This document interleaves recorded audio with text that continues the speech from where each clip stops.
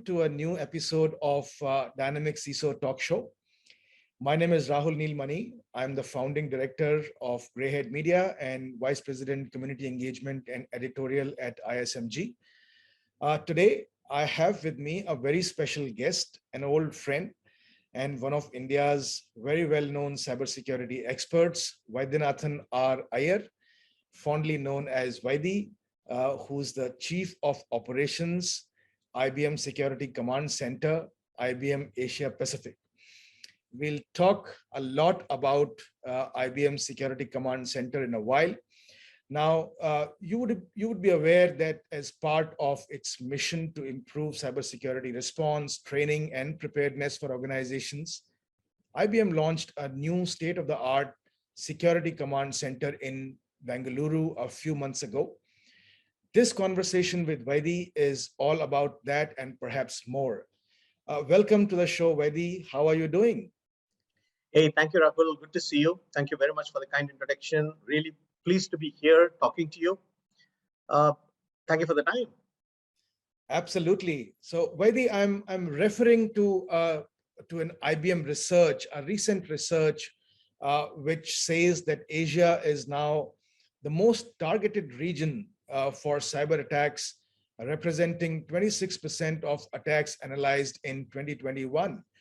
I'm a little perplexed. Why is that so? What are the attack patterns here in this region? So we have seen that report, and it's an IBM report. We can't say we expected it, but yes, it's a revealing information that the interesting observation is that yes, IBM has found out that Asia Pacific is one of the most attacked region. It is a departure from 2021, where North America was the most attacked region. In 2022, it could be probably the different reasons of geopolitics and economics and etc. Some of the countries growing, but the fact is a fact. So among Asia Pacific, 3 countries, India, Japan, and Australia, kind of have all the 3 countries have been most attacked. And what's the attack? The attacks have been pretty much on ransomware based. We have got many examples in India which have come up. In Asia Pacific, we have got many examples which have come up.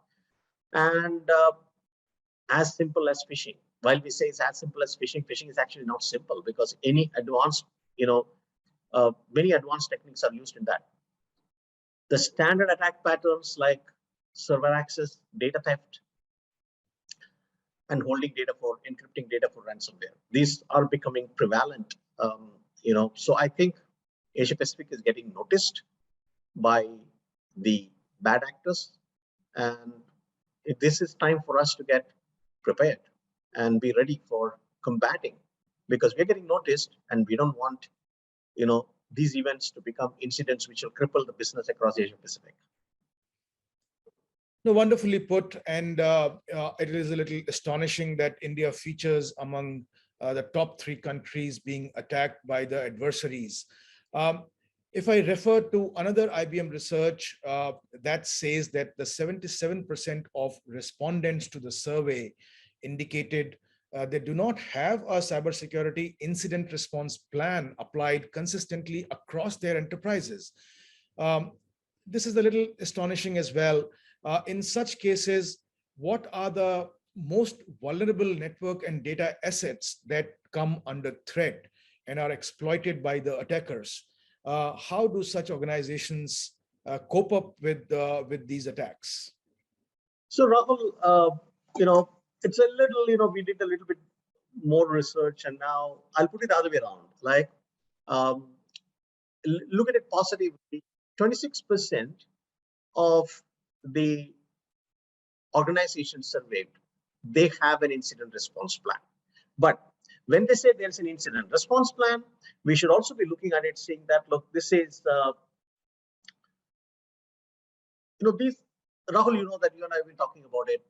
Security is all about people, technology, and processes, right? Technology is one part of it. I would say people, processes, and technology, right? Technology is just one implementation. And what we see is when the companies come back and say that, yes, I have an incident response plan, it fundamentally means I put a technology in place where I can raise tickets, help desk tickets, I can track events, I can combat it technically. But are our processes and are our people ready to combat incidents? At the end of the day, when an incident happens, it is not if an incident happens, Rahul, it is fundamentally when the incident happens today, right? When it happens, do we know, are we prepared to combat it despite the best of the technology that are put in place? That is where the technology like cyber range comes in. Now, to answer your question, like manufacturing organizations have been targeted heavily. The financial organizations have been targeted heavily. Globally, the financial organizations have been targeting, you would have seen hacks which are happening on energy sector today, especially in the light of, emerging global situations. And what are the attacks? The attacks fundamentally are like DDoS attacks, server access, data encryption. Majority is because the customers have not patched vulnerabilities in time. The old problem persists. Right, the old problem persists. We have discussed it many years back, how to patch. Same problem persists. Today, it is a little bit more prevalent because the speed with which the digital transformation is happening. You are transferring from legacy systems. So there are two ways of transferring, right? You're in a digital transformation. Every business is a digital transformation. Security has become immersive across. Earlier, 20 years back, security was standing separately as an IT department function. Today, it is a business function. Yes. So everybody is a stakeholder in cyber today, everyone. And the weakest link is the person with less awareness and any hole in processes. So phishing, as I told you, is very prevalent, right? Data theft is very prevalent because through phishing, I do data theft. At the end of the day, my objective is data theft. Yes. So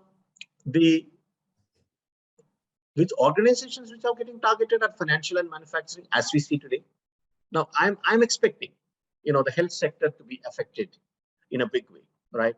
Today, if you look at it, in many countries, the health sector is a critical infrastructure, right? Of course, in India they are also evaluating putting health as, we are progressing in health sector in a big way.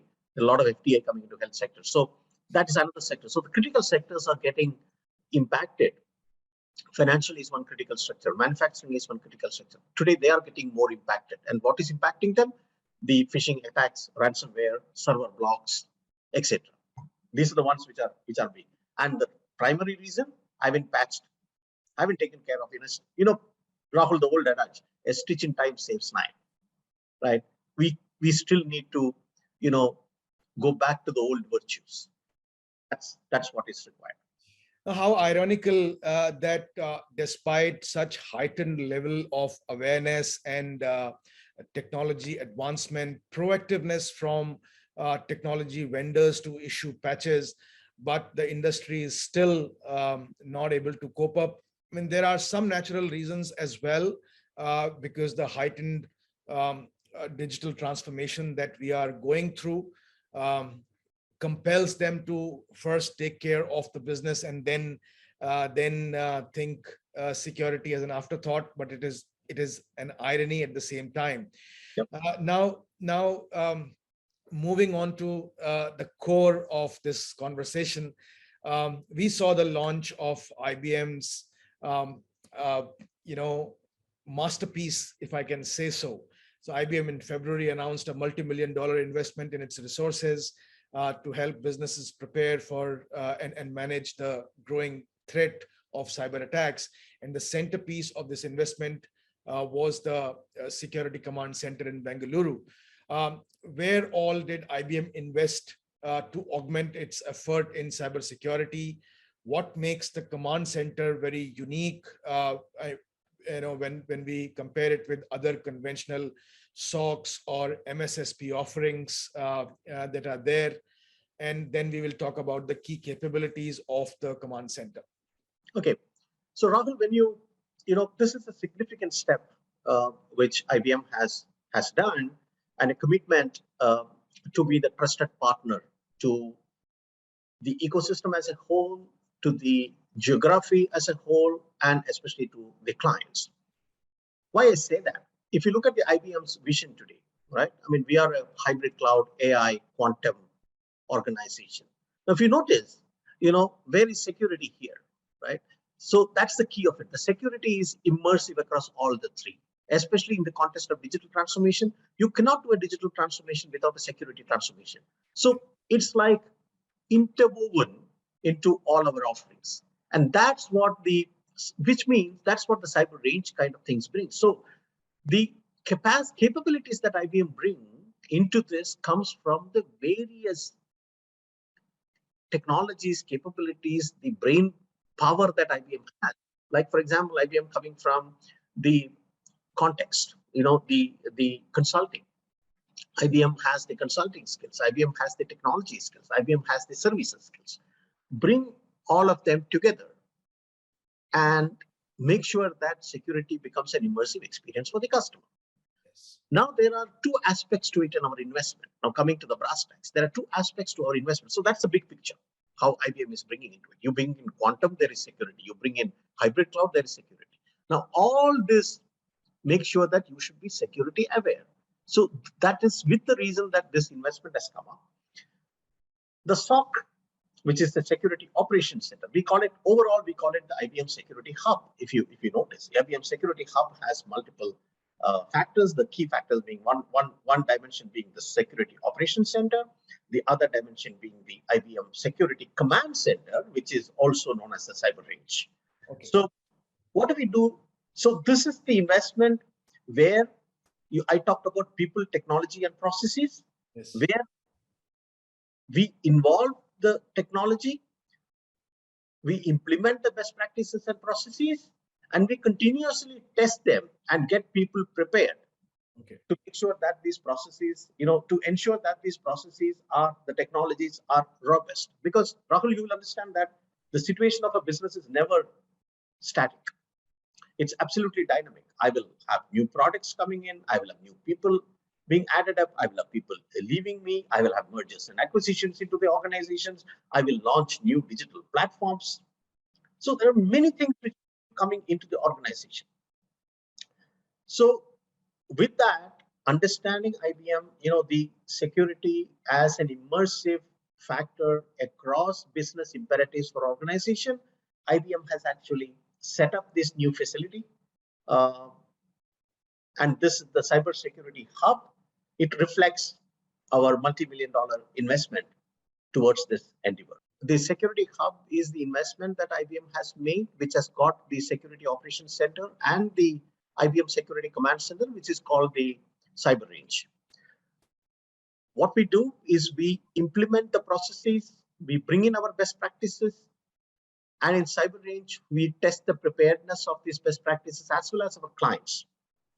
Now, this is an open Cyber Range where we prepare our clients for facing any cyber incident. Now, when I say cyber, as I told you, cyber is a business imperative. So we are not here limiting cyber means the CISO team or the technical people, etc. Right? We have different experiences, and these are immersive experiences. When you come, you saw the, a quick virtual tour of the center. When you come here, it transforms you. You are facing an incident in real time. So we have experiences where a business response is required, which means we do experiences for the C-suite. We do experiences at the board level. Okay, the CFO is involved in it. The CRO is involved in it. And we also do experiences for the technical team. Which like war games, right? Very deep experiences. We do a combination of technical plus business experience, and I'll let me explain to you that if you come in and you have an incident, an event which is happening, and your technical team is catching that event, but it is converting into an incident, the technical team flags off the business team, flags off the executives that, look, we are going to get into something, we may get bad press, we need to be prepared to answer the stakeholders while we combat the incident. So there is a combination, which means this allows the organization as a well-oiled machine to respond to incidents inside and outside. How do you react on a worst day? If Murphy's law strikes you and what has to go wrong goes wrong at the wrong time.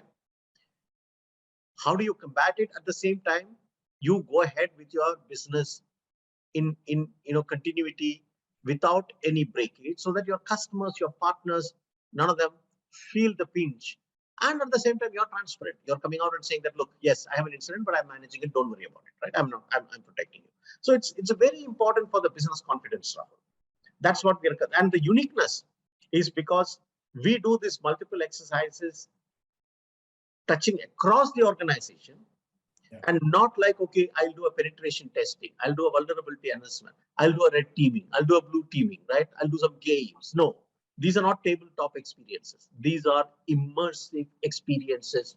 And I will also explain how exactly, if you want to know how exactly we do it once. And one of these days, I'll invite you to the range, Rahul, so that you can see it for yourself. No, great. I mean, that is very unique and distinguishing factor that this whole cyber range and the hub is going to provide, or is providing already to the customers. And what struck me, from your answer was that it is not meant only for the technical and technology folks. It is also meant for the C-suite, for the CFO, for the other C-suite functionaries, and provides a very immersive experience of best practices and war games. So can we have a little bit of more exemplification of this, that as to how does this pan out? Yeah. So we conduct different experiences. Now, just before I get into that, this is not limited to enterprises. When I say enterprises, I'm not talking about just the C-suite and the technical team, legal team, etc. What about the employees at large, right? People who may be doing different functions, their ecosystem. Are they cyber aware? So we do exercises to create cyber awareness, to test their cyber awareness, and to enhance their cyber awareness. The idea is to inculcate and propagate a security culture, cyber security culture across the organization. We do that, even that kind of exercises. Now think of the skill building. Yeah. Skills on the skill building, which can happen to the nation, right? We can prepare a cyber aware population. Think of the academic institutions, right? So there are multifarious possibilities. So when IBM makes these investments, IBM has made this investment with some very deep ideas behind it, very supporting ideas behind it, right? So it's not a one-time exercise just for the enterprises. It's an exercise which is open to and which should be used by the geography as a whole and across entire Asia Pacific. And since we are placed in Bengaluru, I mean, we expect to be supporting a lot of initiatives in the country in skill building as well. Now, how do we do it? I'm coming to that question. How do we do it? We do multiple exercises. I'll just take you through some of the exercises. We have what we call as a business response exercise. Business response exercise is fundamentally for the CXOs and also for the C-suite. So we customize it. I hosted a couple of days back a multinational energy organization. Okay, we hosted for a European bank a couple of days back, right? Next week we are hosting at least 7 customers across 5 days. Okay, so there are multiple sessions happening. So this is being lapped up by customers, in a big way. Please understand, we just launched and we just took it off in April, because from February to March we just were doing the setup. In 1 month, I would have already handled some 20 customers already. Okay. So it's here and across cyber range in IBM. We started in 2016 at Cambridge, Massachusetts. We had one in Europe, which was mobile, and now we have for Asia, the first one in Asia Pacific, which we have set up here. This is the speed with which across 2016 to today, Rahul, you'll be surprised, 13,000 plus customers have already gone through the experience. Okay. And so and these are like who's who. You will have Fortune 500 companies, Fortune 100 companies, and also middle level companies who are going through. So there is no distinction, because cyber is important for everybody. So business response exercise is one where you test a business response. And what is a business response? How does a CEO react? How is he or she able to communicate to the stakeholders? How does CFO react? How does a chief legal officer react? How do you make a media statement? And you would have seen, right, when hack happens, how they come out on media, some of them backfires, etc. How do you actually communicate to customers? We have seen, you would have seen the public event of Equivax, which happened, which is public, right? I mean, what kind of press it got, and what is the result? Stargate got. These are all public. These are all public domains. Long back, I'm talking about. And then there are war games, as I told you, cyber war games, and we do it in this facility. We have a main room where we take them, then we split them into breakout rooms. We split them into discussions. We have a media room, actually the room which I'm sitting here with a green screen behind, where live TV interviews can happen. They can experience how a TV crew will interview you and how will you be actually articulating the media statement. Okay. So it's highly, highly, highly immersive. When I say immersive, it's like you're walking into Disneyland. It's like a firing range, Rahul. You don't have to go to war, but you need a firing range to make sure that you're ready for a war when a war happens. Very fascinating. I mean, some of these things I'm hearing, pardon me for being novice, but some of these things I'm hearing for the first time as to how how a hub like this can prepare the C-suite for communications. This is something which is never heard of, and it plays a spoil sport in many cases. You talked about Equifax. I'm talking about SolarWinds. Most of these cases were, the C-suite was found completely unawares as to how to communicate about an incident and how to safeguard their business interests. Very interesting and very fascinating, Vaidi. So many of the things that you covered have actually taken care of some of my questions. So what I need to ask ultimately is, how will this command center expand and grow with the changing threat landscape? Because we all know that the threats of today are irrelevant for tomorrow. Some new threats emerge, some new patterns emerge, way of exploitation emerge. So how are some of your early customers, sectors that will be using it? You named a few of them already. I mean, the sectors and the customers that are already on it. So how will it emerge with a changing threat landscape? So if you look at it, Rahul, this is the strength of IBM, right? We have one of the best running threat intelligent engines called X-Force.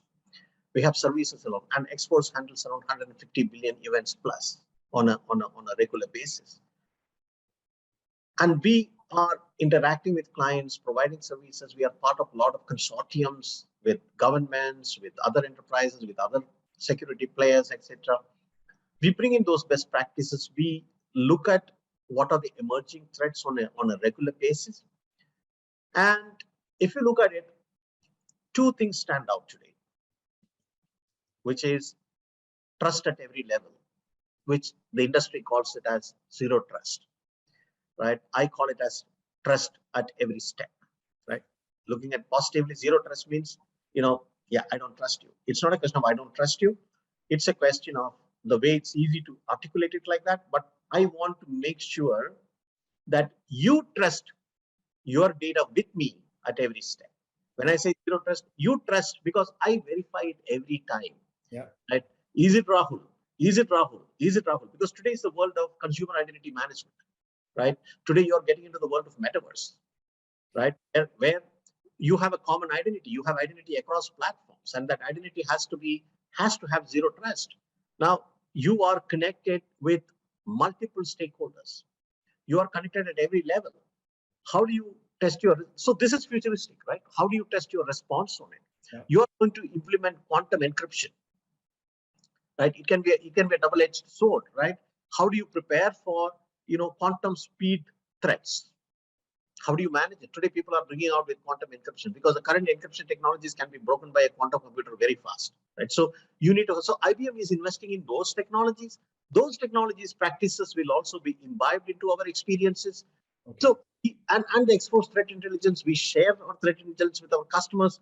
For example, the Department of Homeland, in United States have now, this just a couple of days back or 3 days back have actually mandated that all the critical infrastructure, especially energy sectors, should share their threat intelligence, right, in national costs. So there are situations which are dynamic. A lot of organizations, corporations are taking part in it.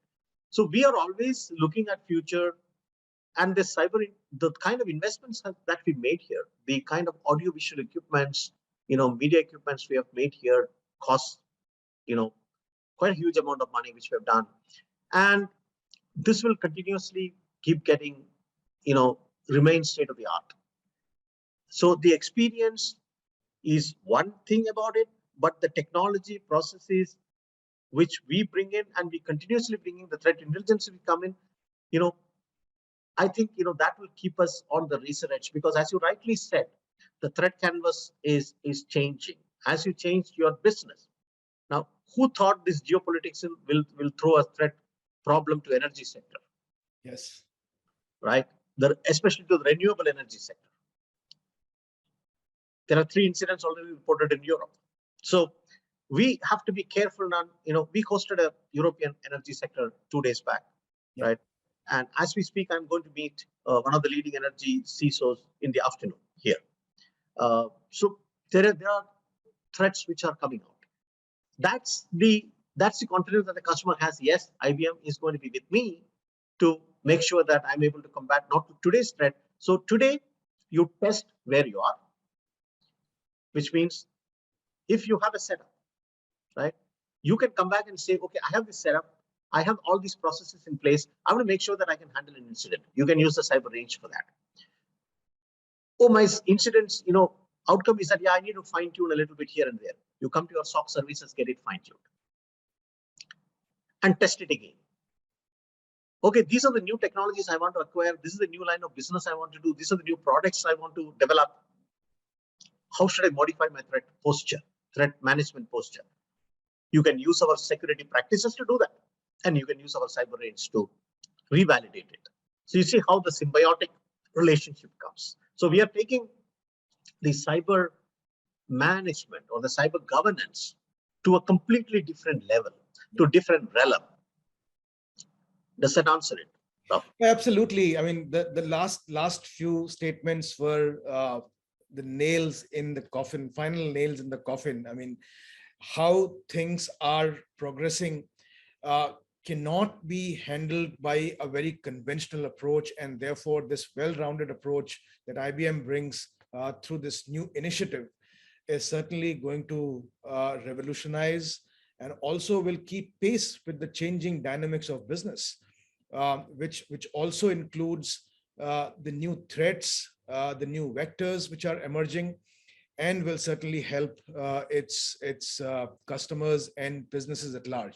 So thank you for talking to us, Vaidi. It was fantastic.